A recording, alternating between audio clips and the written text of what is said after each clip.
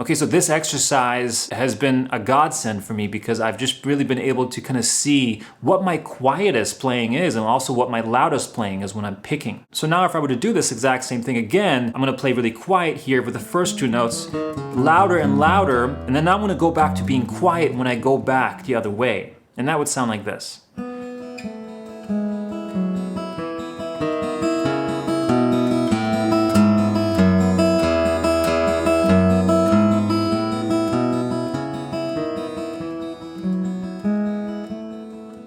Now the next step is to do this while also increasing the speed. This is the next level, right? So again, assuming that you can play this, rhythmically perfectly in time, get all the notes perfect, can play with the volume changes. Let's play with the tempo changes now. We're gonna start out slower and quieter, and then we're gonna speed up as it gets louder, like this.